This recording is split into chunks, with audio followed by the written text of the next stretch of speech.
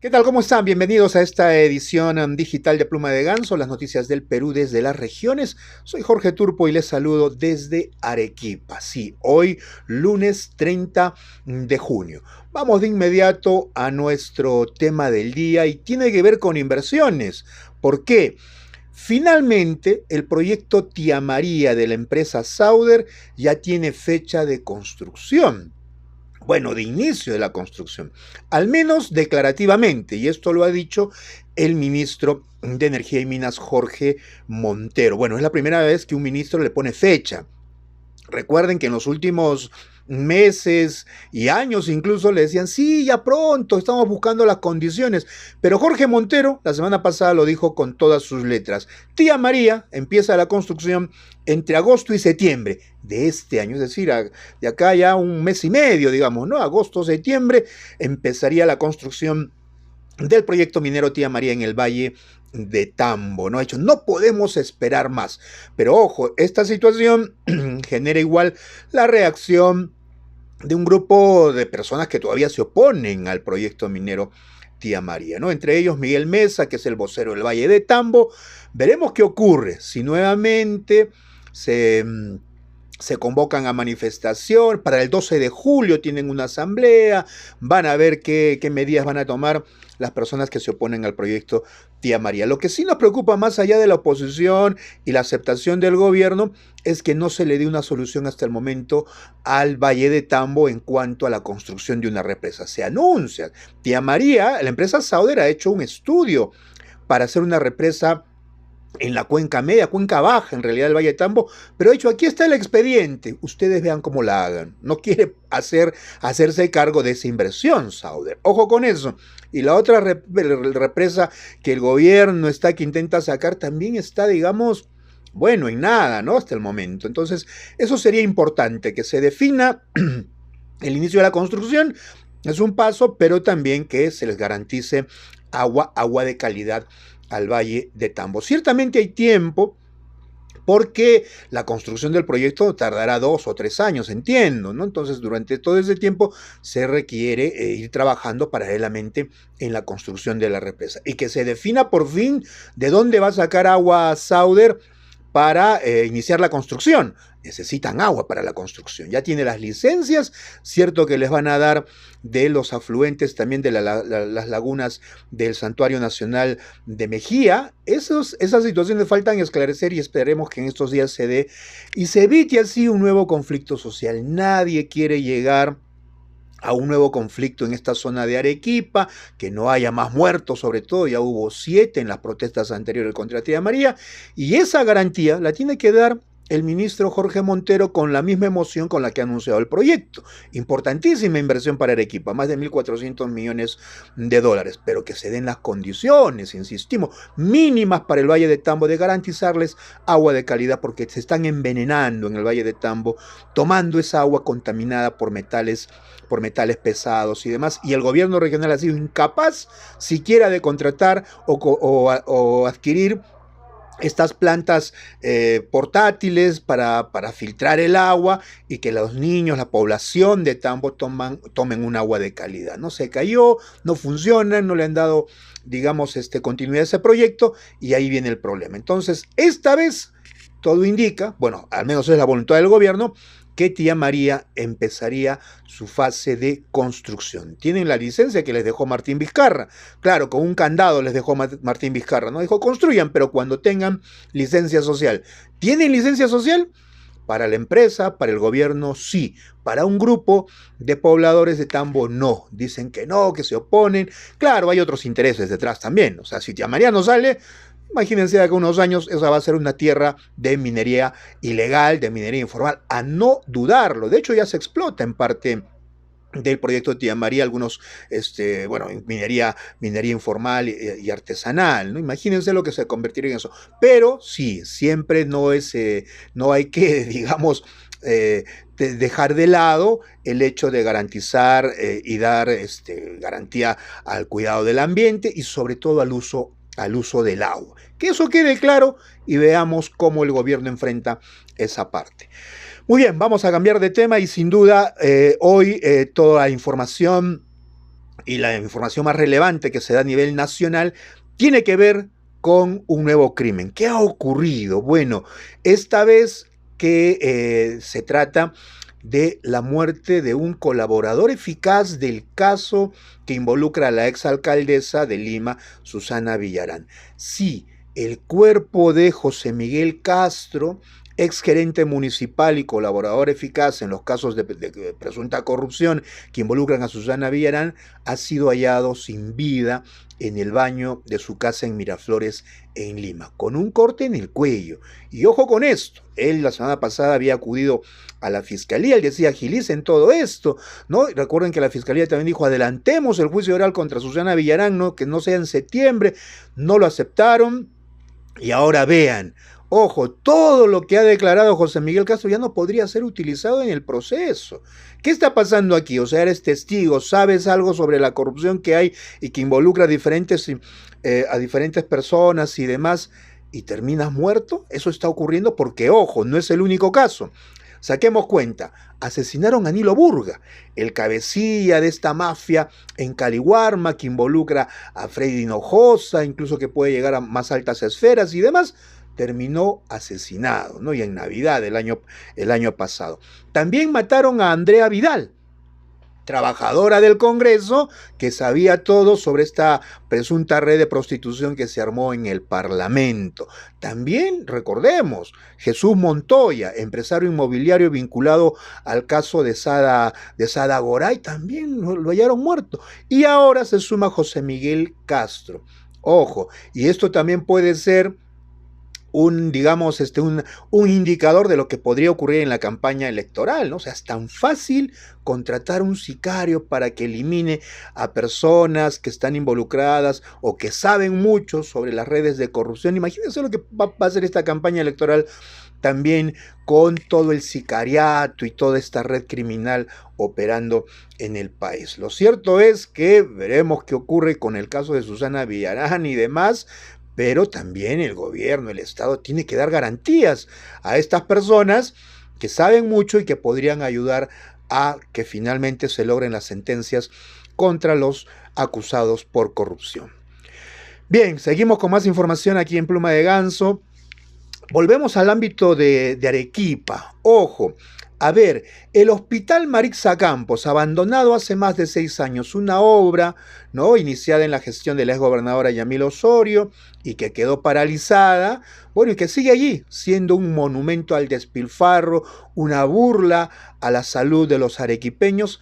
Todo indica que va a continuar así. ¿Por qué? Porque la Contraloría ha revelado en su reciente informe que el expediente de saldo de obra, que es el documento que se necesita para iniciar lo que falta del hospital, es un mamarracho. Le ha hallado más de 6 graves irregularidades y le ha dicho así no pueden hacer el expediente de saldo de obra.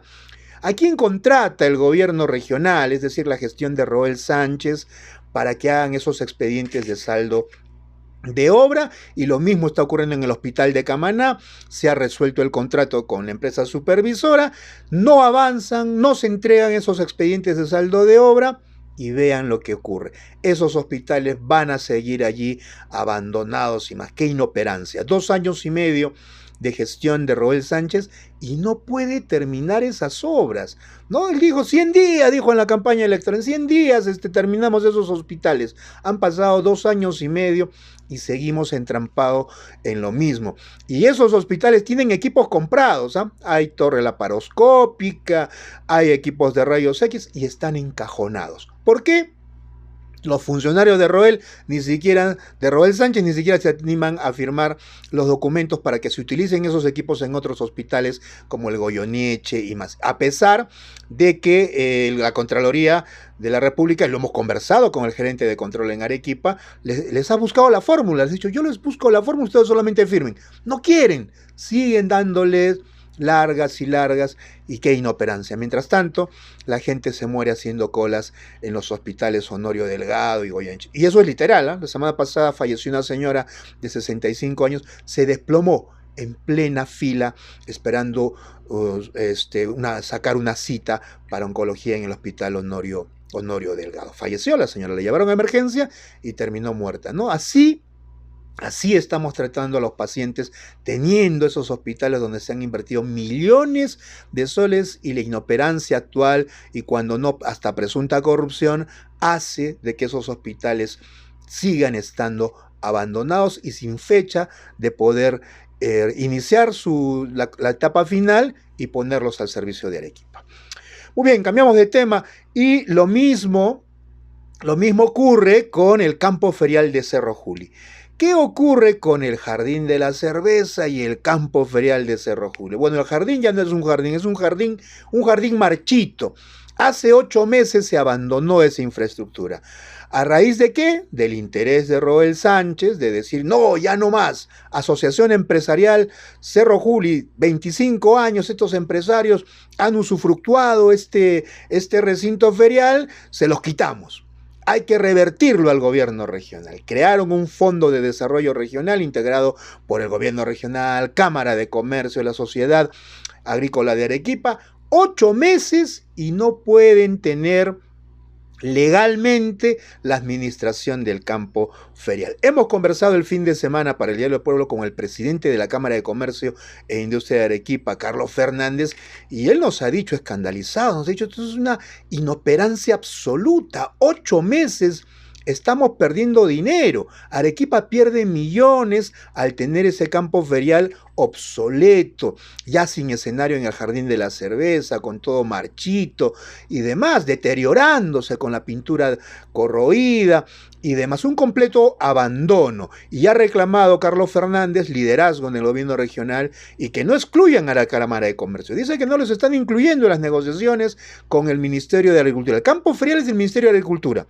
Cuando lo han querido transferir al gobierno regional, apareció el Ministerio de Economía diciendo no, ese terreno no está saneado, hay que hacer unos trámites más y todo se ha entrampado. Pero avanzan tan lento que ya la última fecha, que dijo Manuel Manero, que es el ministro de Agricultura, dijo el 3 de junio se concreta la transferencia. Estamos a 30 de junio y no hay ni luces de que eso vaya a ocurrir. Y el gobernador, bueno, está allí, ¿no? Dando las largas, ¿no?